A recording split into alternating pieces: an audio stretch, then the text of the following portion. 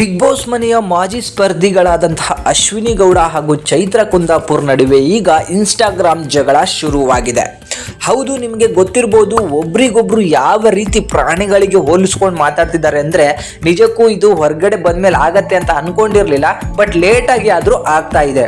ಇದಕ್ಕೆ ಮೂಲ ಕಾರಣ ಏನಂತ ಹೇಳಿದ್ರೆ, ಅಶ್ವಿನಿ ಗೌಡ ಅವರು ನಿನ್ನೆ ಒಂದು ಪೋಸ್ಟ್ ಅನ್ನು ಹಾಕೊಂಡಿರ್ತಾರೆ ತಮ್ಮ ಇನ್ಸ್ಟಾಗ್ರಾಮ್ ಖಾತೆಯಲ್ಲಿ. ಅದೇನಂತ ಹೇಳಿದ್ರೆ, ಬಿಗ್ ಬಾಸ್ ಮನೆಯಲ್ಲಿ ಅಶ್ವಿನಿ ಗೌಡ ಮತ್ತೆ ಚೈತ್ರ ಕುಂದಾಪುರ್ ಇಬ್ಬರೂ ಕೂಡ ಜಗಳ ಆಡಿಕೊಂಡು ಮಾಡ್ಕೊಂಡಿದ್ದಂತಹ ಒಂದು ದೊಡ್ಡ ಮಟ್ಟದ ಗಾಯ. ಚೈತ್ರ ಇಲ್ಲಿ ಅಶ್ವಿನಿ ಗೌಡ ಅವ್ರನ್ನ ಪರಿಚಿರೋದು ನೋಡಿದ್ರೆ ನಿಜಕ್ಕೂ ಯಾವುದೋ ಪ್ರಾಣಿಗಿಂತ ಹೀನವಾಗಿ ಅವ್ರಿಗೆ ಪರಿಚಿದ್ದಾರೆ. ಆ ಅಮ್ಮಂಗೆ ಹೆಣ್ತನ ಅನ್ನೋದೇ ಇಲ್ವೇನೋ ಅಂತ ಹೇಳಿ ನನಗೆ ಅನಿಸ್ತು.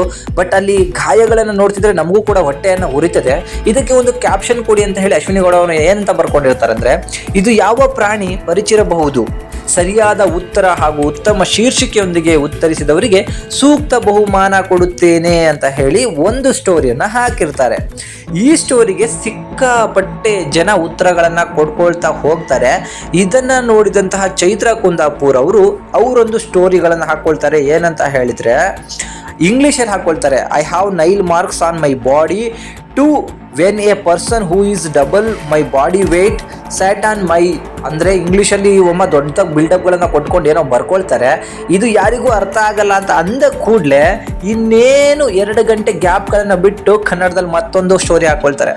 ಪಕ್ಕ ಸರ್ಕಾರಿ ಶಾಲೆ ಕನ್ನಡ ಮೀಡಿಯಂ ಮಕ್ಕಳು ನಾವು, ಇದನ್ನೆಲ್ಲ ನಮ್ಮ ಹತ್ರ ಇಟ್ಕೋಬೇಡ, ಇಂತಹ ಗಿಮಿಕೆಲ್ಲ ಕನ್ನಡ ಓದೋಕೆ ಬರೆಯೋಕೆ ಬರದೇ ಇರುವಂಥ ಇಂಗ್ಲೀಷ್ ಮೀಡಿಯಂ ಮಕ್ಕಳ ಹತ್ರ ಇಟ್ಕೊಳ್ರಿ ಅಂತ ಹೇಳಿ ಬರ್ಕೊಳ್ತಾರೆ ಈ ಒಂದು ಚೈತ್ರ ಕುಂದಾಪುರ್. ಇದಾದ್ಮೇಲೆ ಅಶ್ವಿನಿ ಗೌಡ ಫ್ಯಾನ್ಸ್ ಎಲ್ಲರೂ ಕೂಡ ಆ ಶೀರ್ಷಿಕೆಗೆ ಸಿಕ್ಕಾಪಟ್ಟೆ ಚೆನ್ನಾಗಿರುವಂತಹ ಉತ್ತರಗಳನ್ನು ಕೊಡ್ತಾರೆ. ಆ ಚೈತ್ರ ಕುಂದಾಪುರ್ನ ನಿಜಕ್ಕೂ ಪ್ರಾಣಿಗೆ ಹೋಲಿಸಿ ಮಾತಾಡ್ತಾರೆ. ಯಾಕಂದ್ರೆ ಅವಮ್ಮ ಮಾಡ್ಕೊಂಡಿರುವಂತಹ ಒಂದು ಗಾಯಗಳನ್ನು ನೋಡ್ತಾ ಇದ್ರೆ ನಿಜಕ್ಕೂ ಅಸಹ್ಯ ಅನ್ಸ್ಬಿಡುತ್ತೆ. ಯಾಕೆ ಈ ರೀತಿ ಬಂದಿದ್ದೇ ಒಂದು ಏನೋ ಸಿಂಪಲ್ ಆಗಿ ಒಂದು ಗೆಸ್ಟ್ ಆಗಿ ಬಂದಿದ್ರು, ಹಾಗೆ ಹೋಗ್ಬೇಕಿತ್ತು. ಬಟ್ ಅವರು ಮಾಡಿರುವಂತಹ ರಾದ್ಧಾಂತ ಇದೆಲ್ಲ ಇದು ದೊಡ್ಡ ಮಟ್ಟಕ್ಕೆ ಹೋಗ್ಬಿಟ್ಟಿದೆ. ಸೊ ಈಗ ಇವರಿಬ್ಬರ ಜಗಳ ಎಲ್ಲಿಗೆ ಹೋಗಿ ತಲುಪತ್ತೆ ಅನ್ನೋದನ್ನ ನಾವು ನೋಡ್ಬೇಕಾಗತ್ತೆ. ನಾನು ಬಿಗ್ ಬಾಸ್ನ ಹೊರಗೆ ಬಂದ್ಮೇಲೆ ಸ್ಟಾರ್ಟ್ ಆಗತ್ತೆ ಅನ್ಕೊಂಡಿದ್ದೆ, ಬಟ್ ಇದು ಸ್ವಲ್ಪ ಲೇಟ್ ಆಗಿ ಸ್ಟಾರ್ಟ್ ಆಗಿದೆ. ಬಟ್ ಸ್ಟಾರ್ಟ್ ಅಂತೂ ಆಗಿದೆ.